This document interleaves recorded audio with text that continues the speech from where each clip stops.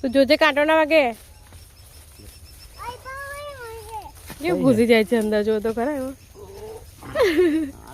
બીક બી નહીં લાગતી એને જંગલી માણસ જંગલી માણસ કાંટો વાગશે તને ઉભો એક મિનિટ લઈ લે હવે જોજે હા ચોટલી ઉપર મોટા લીંબા 2-4 છે તોડી લીધું લા બહુ ડાયો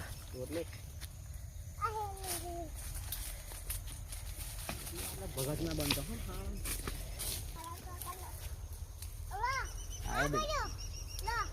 આવું